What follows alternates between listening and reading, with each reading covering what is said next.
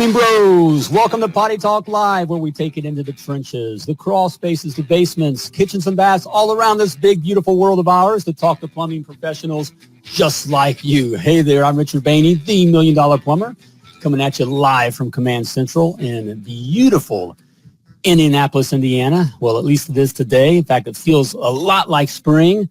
Over here, we got the birds chirping. You know, spring is finally sprung. All right, and we got the lovely Laura in the house. Hey, talking about beautiful. All right, that's my wife. All right, guys, that's my wife. The lovely Laura's in the house today. It is a beautiful day, isn't it? All right.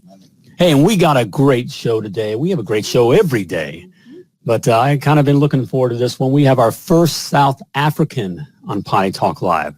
A cool cat out of South Africa. You won't want to miss this, okay? Be part of that. All right. But hey, before we bring him on here, though, but I got something for you. You like something? All right, I got something for you. My 7 must-knows to be $1 million plumber.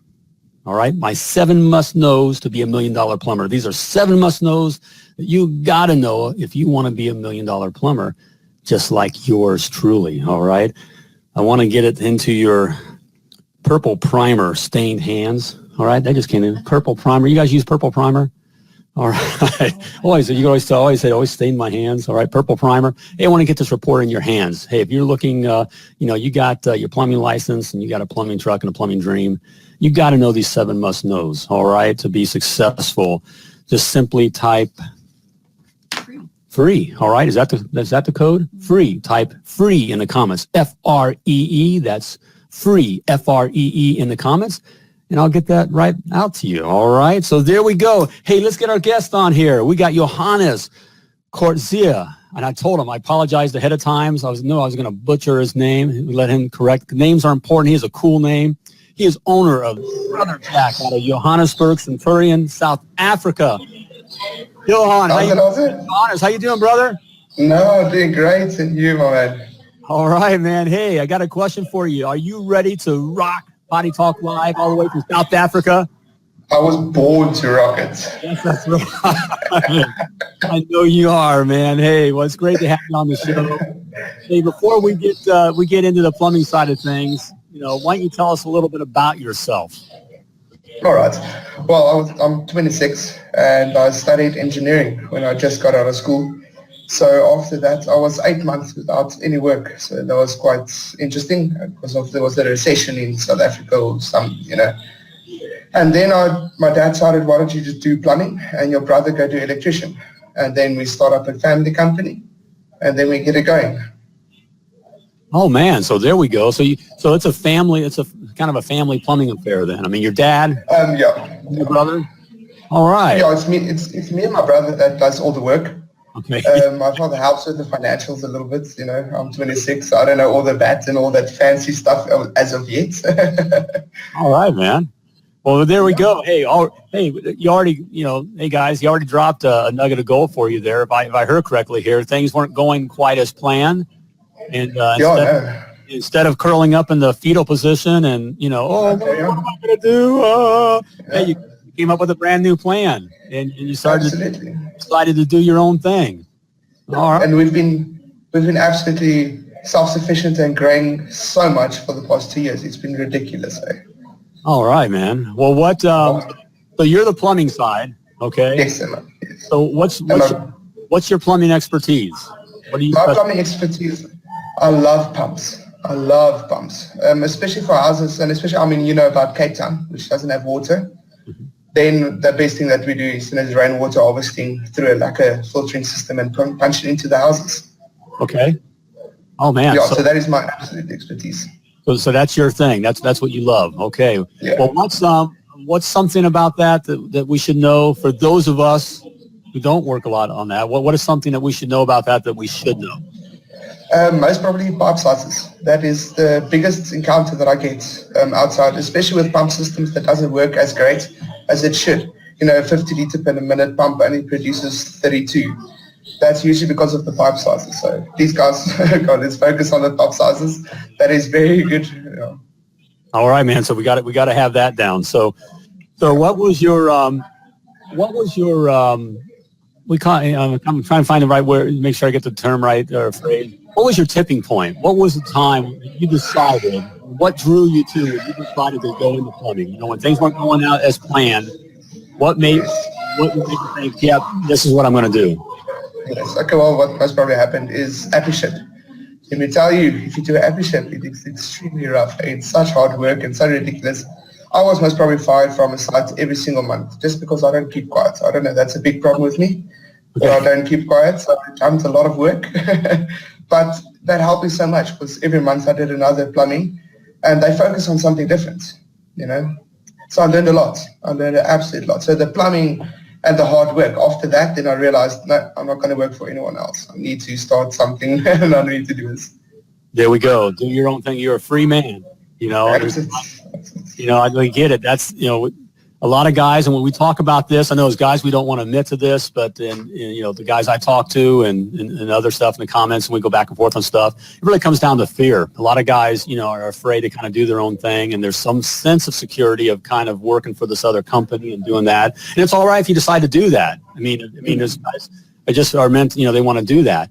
But if you have something inside you that says, you know, I kind of like to do my own thing, don't let fear stand in your way, right? Absolutely not. And it's the hard. The first 3 years is so difficult in any company. It doesn't matter what you do. That's right. You know, so it's, you got to just suffer and push through. There we go. Hey, there's another nugget of gold there for you guys. You know, I think if I understood correctly, or at least I'll put it in my own words, you know, the first 3 years suck. Absolutely. You know? And, absolutely. Hey, Gina, welcome to the show. Hey, Gina says fear can also be our fuel. That's right. You know, we can use that. That's well put. Right? Yeah. She's been through a lot there. She has a great story there as well. So we get that. So, well, what was when you got into into plumbing and you started the plumbing company? What was something that surprised you when you got going that you weren't expecting? The clients. I was not expecting the clients. Let me tell you, especially because now you're a 24-year-old and I promise you, you're highly qualified. Okay, we're not messing around here. Okay, you're making sure that you're highest qualified that they can possibly be. So I don't want to boast, but I sort of know what I'm doing. I'm qualified, you know. And then the clients keep on. Yes, they know best. They are the absolute best. So yeah, we've been struggling with that. We've been really struggling, especially me. But now I've done training. I was sent to doggy school. I got trained, so okay. I'm good. All right, so you sought, that's intelligent right there. I mean, that's a winner. You knew that you may, whether it was your fault or not, you knew you were struggling with something, and so you sought help, outside help yourself. Absolutely. No, absolutely. No. Guys, that's another nugget of gold there. I mean, that's what winners do. That's how you win, you know? Just keep on keeping on. There we go, man. Well, let's be a little transparent here. I know we're plumbers, right. And we're young, and we got it, and we can do it, and we're in the ring. But what is something that you struggle with? Okay, in your plumbing business? Okay, well, I'd say the biggest one is to getting clients to pay. That is by far. That is our new, because we always had a lot of work, but not in serious amounts. So, we had to get in like 7 invoices a week. Then it's not difficult. But once you need to get in 30 invoices a week, then it starts, you're starting to struggle and you forget about clients and they keep quiet, and then 2 months later you're like, oh shit. That's a good way to put it. That is very much the feeling 2 months later. I think all across the world, I think that would be the language. Oh, that kind of thing. Yeah. So if I hear you correctly with that, you invoice your customers. Yes, yeah. I invoice, especially per job. Let me tell you, the standards of plumbing in South Africa is very bad. It's very bad. It's extremely bad. I don't know where, because most probably plumbing is not a regulation here. We use the British standards as a guideline. So we do have our rules, SAPS and all that, but no one complies to it at all, at all. I call it pirate guidelines. It's kind of like the movie, Pirates of the Caribbean. Pirate guidelines. Right. Yeah. Right. Yeah, so that is our biggest money bringer, is just to fix some dodgy work which someone did, because we call them bucky plumbers. It's the guys that wake up, but we call them a bucky plumber. Bucky plumber? A bucky, they're like a truck, I think you guys call it a truck. Okay, yeah. So what they do is they work out of the truck. So they just drive to 1 or 2 clients a day, get it cash, and live off that. And that is not what we're here for. We are here to build an empire and take over, to make sure that we're going to do it big. So it sounds like it's the same. Guys, if you hear this, I hear this all the time. It's all over the world. We call it here in the States, it's chuck in a truck. Is what chuck in a truck. We call it, a guy that has his El Camino, which is just kind of it's just this, or a Buick, he's working out of the trunk of his Buick, and so they're coming in, they're lowballing, they're doing it right, they're taking the cash and running. And so we hear that all over the place here. We got Danny says, chuck in a truck or stand in a van. That's right, brother. So it's the same all over the world. You're hearing it, right here from Joe, they're in South Africa. They're dealing with the same things, We got to work with it. And I dealt with that and the whole idea too. And I talk with guys and the guys that I consult with their businesses, and certainly on the service side of things. If you're doing commercial work or new construction, it doesn't work this way, but it's the reason why I loved residential service and growing my business. Residential service is I would do the work right then, okay, and then I wouldn't leave until they paid me. So, right there, so that'll be $100. And of course, they know beforehand. You tell them how much it's going to be beforehand. Yes, and must have the cash ready. But it's kind of hard to kick us out the door when we're standing right there. That'll be $100. So, I'll take it with me. I'll take the bottle trap with me. so that helps a lot. Here, we got a question from the studio here. What? Okay. In fact, this is from the lovely Laura, and I got to give some insight, in here. My wife and I ran the plumbing business together. So she's in the plumbing. She knows plumbing. She never did it, but she picked it up through osmosis. I mean, she's heard it all, seen it all, done with the guys. Yeah, she knows what a dielectric union is. That's everything. There's a story there. I won't go off the bat. But she asked, why is the plumbing in South Africa? Is it because of chucks in a truck, syndrome? Is that why it's bad, or just the kind of code? No, it's because of our government. I most probably think the plumbing government is very good now. We just won the right to call the geyser SANS 10254. It's just, where the vacuum breakers must be, the PRV, and after, even if you do maintenance or replace a geyser, you're going to have to write a COC out for each geyser. So that is a big, big, big win for us, because now the clients know. The clients can say, okay, cool, if you worked on my geyser, can I have a COC? And then that guy's company is liable for that installation, and that is going to start changing everything up. So it's looking up. Yeah, that's very good. But our government, Yep, and that's good. I mean, we have these discussions all the time too, how much government intervention. It's good to have the government say you need a professional plumber to do this. The other side of that is that the government can so highly regulate things, and we see this in some areas of the States. Where it's so highly regulated, it drives up the cost, and you can't get things done quickly. I mean, it just gets ridiculous. So, there's finding that line, and that we're always. And that's how it's been for 30 years. We've always had these discussions as long as I've been in the plumbing industry. So, here we have Danny asking, what is a geyser? A geyser. Geyser is like it's just a hot water system. But we don't in South Africa have all the different boilers and all that you guys have. We just have a plain element in a tank which we put horizontally into the roof, which is also very bad. I like to put it outside vertically. Okay. And why is that? Give us a little why is that?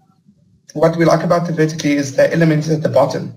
So if you think about just like a kettle, if you put an element 30% in the kettle, it's not going to heat up 100% of the water. You could say you only have 60% of hot water. Okay, that makes sense. Oh, man, so if you put it vertically, Cool to learn this stuff all over the place. All right, man. Yeah, absolutely, yeah. Another question here for you. Where do you envision your plumbing company being, in a year? All right, what me and my brother did is we went for a leak detection company. I think it was Friday we quickly went in there. And we want to buy a leak detection machine. So that is our new goal, is to start up a leak detection team. Because it's not physically hard work.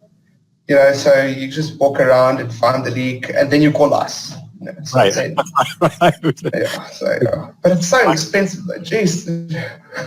It's expensive stuff, isn't it? Is it expensive? Yes, let me tell you. Yeah. Yeah, no. I mean, it's 34,000 Rand in South Africa. Yeah. So I know it only translates to like $2,500 or something with you, but for us, it's a lot of money. It's a lot of money. You can buy a car. Yeah. Wow, man. Well, there's some skill to it too. You know, we got into that, and quite honestly, we tried it in our business, didn't we? And we didn't. We made a couple bad calls, and then you have to speak nothing. So you know, we didn't do all this. You know, we didn't do all the training. So yeah, I recommend all the training. You know, and doing it right. So well, good, man. Hey, we're gonna have Joe back here in just a moment. We're gonna give him a breather before we hit the lightning round. Okay, and we'll have him back here in just a moment. Hey, for you guys though, you know, as you know, Plumbing Bro, you know, it takes a lot to get your customers to call, right? Yeah, he was just talking about All right, yeah, right. We're just talking about that. It takes a lot, and that's a big problem, you know, to get your customers to call. And the last thing you want to do is hand them over to your competition, right? You know, it's a plumbing company killer, only to lose your valuable customer by failing to show up, all right? Just because you failed to show up. Simply because you double booked their appointment, all right? Or their appointment got lost in the shuffle. Or worse yet, you forgot about them, you know? like Joe just mentioned. Yeah, Joe, right. You know, you do those kinds of things, you know, you forget about them. But there's a solution. Jobber. That's Jobber, Jobber. Plumbing service management software gets rid of those customer killers and makes it easy for you. And I want to stress that word easy for you to schedule your customers. Yes, no more double bookings. I hated when that happened. You know, you try to do it all on paper. That happens. Makes it easy for you to dispatch your calls. Can you say bye-bye shuffle blues?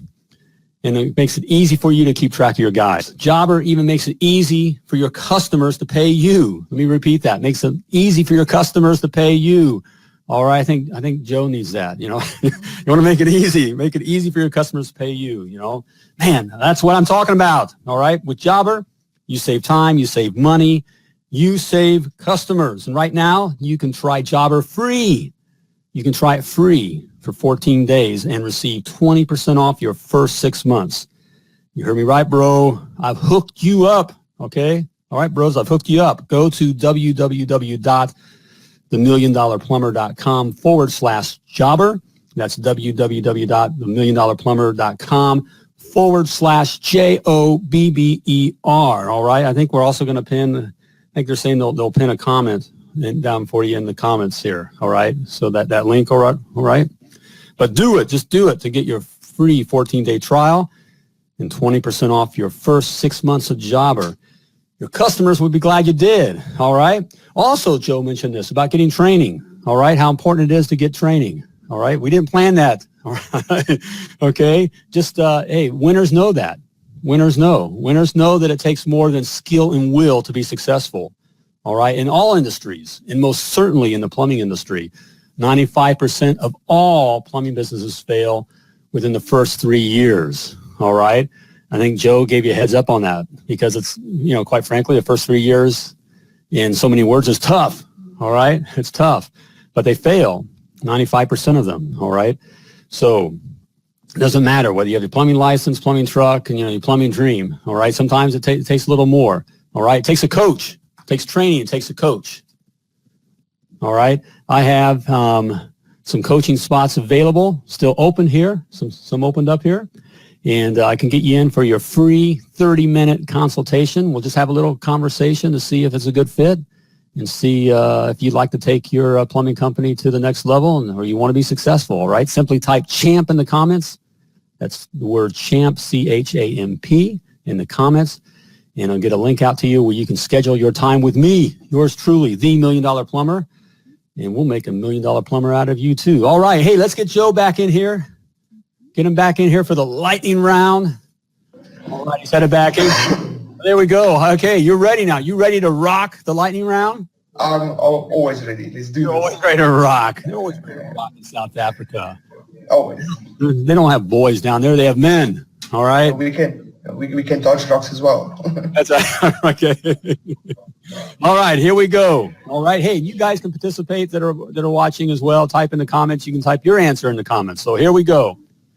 What was holding you back from starting your plumbing business? Financials. Financials? Yeah, big financials. Always the money, but it doesn't have to be that way. All right, hey, are you a flat rate or a time and material guy, and why?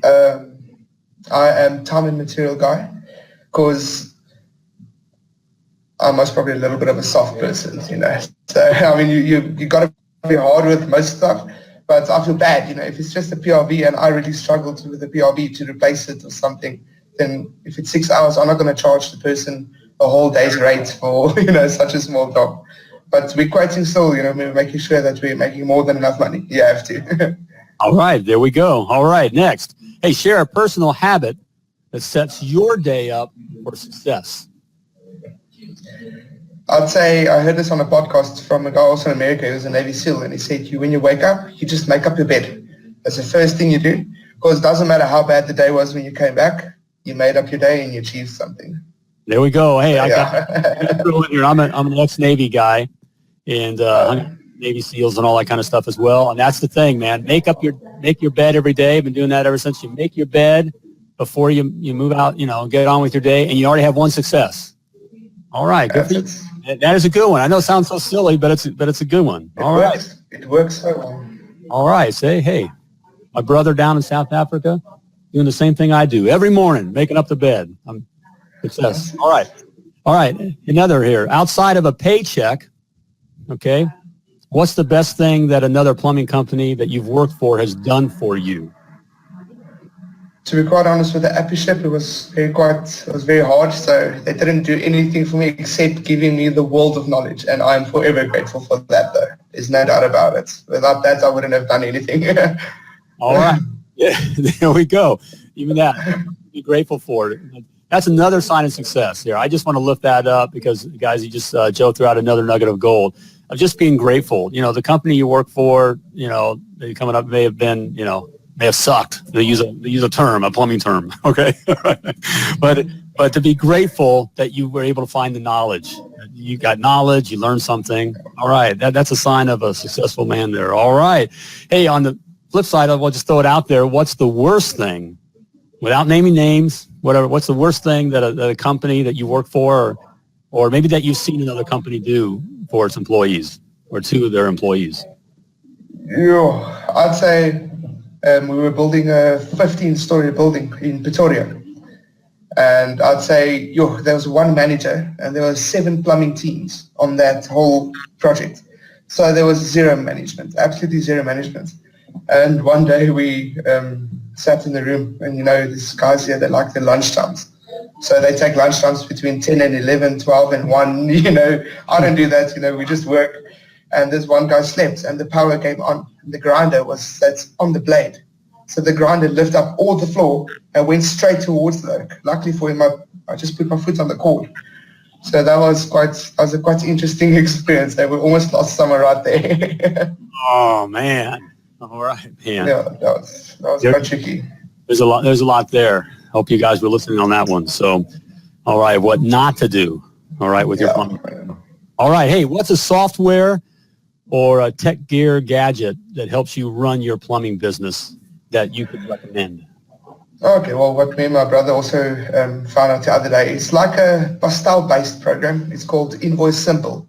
It's just an application on your cell phone which it has like a template for you which you can put your logo in it and everything. And it keeps all the records on the quotes and the invoices and who has paid and who still owes you money and all that. So that has helped us a lot keeping track on all the payments. All right, and that's called Invoice Simple? Invoice Simple, yeah. And I think I don't know what is in but it's 1,200 Rand a year. So that's like $100 for you or $10 or I don't even know. It's very little for you guys. All right, there we go, guys. All right, a good recommendation there. All right. Hey, Joe, before we let you go here, it's been a great Potty Talk Live, brother. Before we let you go, would you mind sharing, what's the best advice that you've ever received? All right. Well, the best is a small story that my dad always told me. He said there's a old guy and a young guy, and both of them are loggers. They're cutting trees. And the young man said, okay, let's take one day and let's see who can chop the most wood. And the old man said, okay, cool, no problem, let's do this. So it starts early in the morning, but the old man takes a break every 30 minutes. So the young guy thinks like he has this. He didn't take one break. End of the day, the old man had more wood. So the younger guy said, what did you do? He said, in every half an hour break, I'll sharpen my axe. Okay, all right. Right. Smart, not hard. Right, great advice there in your downtime. All right, be learning. All right, sharpen your axe. There we go. Here in the States, I always say, I'm gonna show my age here, but put the joystick down. I hate unless you're playing the games with your kids. All right. Yeah. If you're playing games by yourself all the time, brother, there's something wrong. You ain't gonna be successful. All right. I always think about it. Always, tell my guys, what are you going to feel? What do you want to tell your family a year from now? That that you made it to the mega level of zombie killer world, or do you want to be able to tell your family that you're able to buy that new house or take them on that trip because you've been sharpening your axe? That's it. That's the sharpening. Great advice, Dad. All right, there we go. All right, man. Hey, Joe, it's been great having you on the program. All right. Thank you so much, man. Hey, thank you so much. Hey, thanks for representing well down there in South Africa. At least it's down there for us. All right. Hey, I wanted to ask, what's the weather like down there? The weather, well, it's South Africa. That's the one thing we can't complain about. Eh? Here we go. We have the most perfect weather that you can possibly think of. It's now spring. I think, no, it's before spring. It's autumn. It's autumn. You see, there we go. And it's about most probably 23 degrees in the afternoon. So all right. All right, 23 degrees in the afternoon. I think that's Celsius. We're on Fahrenheit. Yeah, Celsius, yeah. Here we go. All right, man. Gina says, plus the accent was lovely to listen to. All right, Gina. Yes, it was. Can I admit that? Guy? I love your accent, bro. All right. Do we have an accent? Can you hear the redneck in me? All right, you got the southern. Well, I can hear you American. Yeah, I can hear that. That's for a fact. No, absolutely. But you love it, America. That's right. USA. All right. Okay. There we go. Hey, man, it was great. Love you, brother. Appreciate you being on Potty Talk Live. All right. Hey, have a good day. You too, bro. Take care. Bye. All right, gang. There you have it.